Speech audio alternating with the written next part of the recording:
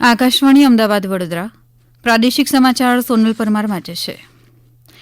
દેશના કમ્પ્ટ્રોલર અને editor general Girishchandra મુર્મુએ રાજકોટની એજી ઓફિસ કેમ્પસમાં આંતરરાષ્ટ્રીય ઓડિટ તાલીમ કેન્દ્રનું આજે ઉદઘાટન કર્યું. આ તકે શ્રી મુર્મુએ કહ્યું કે વિવિધ દેશોમાં થઈ રહેલી સરકારી સંસ્થાઓની વિભિન્ન ઓડિટ પદ્ધતિનો આધુનિક અભ્યાસ કરાવવામાં અને તેના આદાન પ્રદાન થકી કાર્યપ્રણાલીમાં ગુણવત્તાયુક્ત ફેરફાર કરવામાં આ સંસ્થા મહત્વનું યોગદાન આપશે. તેમણે વિશ્વાસ વ્યક્ત કર્યો કે દેશની સ્થાનિક સ્વરાજની સંસ્થાઓમાં પારદર્શકતા લાવવામાં આ સંસ્થા મહત્વપૂર્ણ સાબિત થશે. આ તાલીમ કેન્દ્રમાં વૈશ્વિક કક્ષાની તાલીમ પામનાર વ્યક્તિઓ રાજ્ય, રાષ્ટ્રીય અને આંતરરાષ્ટ્રીય કક્ષાને શ્રેષ્ઠ ઓડિટર તરીકેની સેવા આપી શકશે. રાજ્યમાં વધી રહેલા ચાંદીપુરા સંક્રમણને પગલે કૃષિમંત્રી રાઘવજી પટેલે આજે જામનગરમાં સમીક્ષા બેઠક યોજી. બેઠકમાં મંત્રીશ્રીએ જણાવ્યું કે રાજ્યમાં ચાંદીપુરા વાયરસના પ્રસારને અટકાવવા પૂરતા પગલાં લેવાઈ રહ્યા છે. તો આ તરફ જામનગરના જામજોધપુર અને ધ્રોલ તાલુકામાં ચાંદીપુરા વાયરસના શંકાસ્પદ કેસ મળતા આરોગ્ય તંત્ર સજાગ બન્યું છે. અમદાવાદમાં ચાંદલોડિયા અને આંબાવાડી વિસ્તારના 2 બાળકોમાં શંકાસ્પદ ચાંદીપુરા વાયરસના લક્ષણ જોવા મળ્યા હતા. અમદાવાદના અમારા પ્રતિનિધિ કરણ પરમાર જણાવે છે કે હાલમાં આ બંને બાળકોની અસારવા સિવિલ હોસ્પિટલ ખાતે સારવાર ચાલી રહી છે. આ તરફ પંચમહાલ જિલ્લામાં પણ વાયરસે દેખા દેતા તંત્ર દોડતું થઈ ગયું છે. પંચમહાલના 2 બાળકોમાં શંકાસ્પદ વાયરસ જોવા મળ્યો છે. ગોધરા તાલુકાના કોટડા ગામની 4 વર્ષીય બાળકોમાં બીમારીના લક્ષણો જોવા મળ્યા હતા, જ્યારે અન્ય એક કેસ ઘોઘંબા તાલુકાના લાલપુરી ગામે 9 વર્ષની બાળકીનો નોંધાયો છે.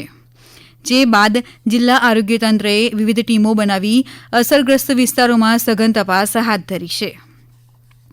સાબરકાંઠા જિલ્લામાં શંકાસ્પદ ચાંદીપુરા વાયરસના કારણે ઓછામાં ઓછા 6 બાળકોના મોત થઈ ચૂક્યા છે, જ્યારે 7 બાળકો હજી પણ સારવાર હેઠળ છે. એક અહેવાલ અનુસાર હિંમતનગરની સિવિલ હોસ્પિટલમાં 14 જેટલા બાળકોને દાખલ કરાયા હતા, જેમાંથી 6 બાળકોના મોત થયા છે. ગઈકાલ અને આજ સવાર સુધીમાં 5 બાળકો નવા શંકાસ્પદ ચાંદીપુરા વાયરસના કેસો મળીને કુલ 14 કેસ થયા છે. સાબરકાંઠામાં અત્યાર સુધીમાં સૌથી વધુ કેસ નોંધાયા હોવાના અહેવાલ છે. રાજ્ય સરકારે આજે શ્રમિકો માટે શ્રમિક બસેરા યોજનાનો પ્રારંભ કર્યો છે. અમદાવાદ ખાતે મુખ્યમંત્રી ભૂપેન્દ્ર પટેલે બસેરાનું ખાતમુહૂર્ત કર્યું. આ યોજના અંતર્ગત આગામી 3 વર્ષમાં રાજ્યના 3 લાખ શ્રમિકોને આવાસ આપવાનો લક્ષ્યાંક છે. આ યોજના હેઠળ પ્રતિદિન પ્રતિ વ્યક્તિ 5 રૂપિયાની નજીવી કિંમતે બાંધકામ શ્રમિક તથા તેમના પરિવારને આશ્રય આપવામાં આવશે, જેમાં 6 વર્ષથી નાની ઉંમરના બાળકોને વિનામૂલ્યે આવાસ ફાળવવામાં આવશે. શ્રમિકો માટે રાજ્યના 3 મોટા શહેરોમાં 15,000 હંગામી આવાસ બનાવવામાં આવશે. આ આવાસોમાં શ્રમિકોને સ્વચ્છ પાણી, વીજળી અને શૌચાલયની સુવિધાઓ આપવામાં આવશે. આ ઉપરાંત આ આવાસોમાં રહેતા શ્રમિક પરિવારોને સુરક્ષા અને મેડિકલ સુવિધા પણ આપવાનો પ્રયાસ કરાશે. રાજ્યમાં આજે સવારથી બપોરે 12 વાગ્યા સુધીમાં 40 જેટલા તાલુકાઓમાં હળવોથી મધ્યમ વરસાદ નોંધાયો છે. જૂનાગઢના વંથલીમાં 2 કલાકમાં સૌથી વધુ 2.5 ઇંચ વરસાદ વરસ્યો હતો, જ્યારે વલસાડના તાલુકા અને દેવભૂમિ દ્વારકાના કલ્યાણપુર, ભાણવડ, જૂનાગઢના તાલુકા અને શહેરમાં તેમજ નવસારીના જલાલપુરમાં 1 ઇંચથી વધુ વરસાદના અહેવાલ છે. દેવભૂમિ દ્વારકા જિલ્લાના અમારા પ્રતિનિધિ કરણ જોશી જણાવે છે કે કલ્યાણપુર તાલુકામાં ભાટિયા, નંદાણા, પટેલકા, રાવલકા સહિતના ગ્રામ્ય પંથકમાં વરસાદ વરસ્યો હતો. વરસાદના પગલે દ્વારકા લીંબડી ધોરીમાર્ગ પર પાણી ફરી વળતા વાહન વ્યવહાર ઠપ થયો હતો.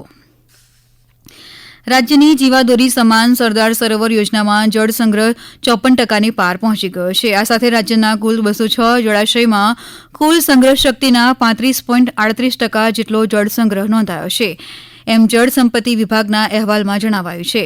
સૌરાષ્ટ્ર વિસ્તારમાં છેલ્લા 2 દિવસથી વરસી રહેલા વરસાદના પરિણામે આજે સવારે 8 વાગ્યાના અહેવાલ મુજબ 3 જળાશયો સંપૂર્ણ છલકાયા છે, જેમાં જામનગરના વાગડિયા અને સસોઈ 2 તથા સુરેન્દ્રનગર જિલ્લાનો વાંસલ ડેમ 100% ભરાતા હાઈ એલર્ટ અપાયું છે.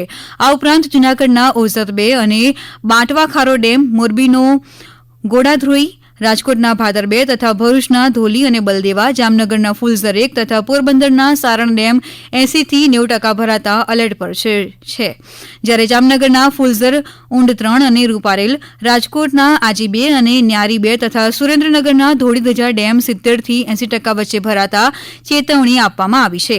તો મહેસાણાના અમારા પ્રતિનિધિ જયંતિ ચૌધરી જણાવે છે કે ઉપરવાસમાં વરસાદના કારણે ધરોઈ ડેમમાં 8056 ક્યુસેક પાણીની આવક થઈ છે. હાલમાં પાણીની સપાટી 601.11 ફૂટે પહોંચી છે.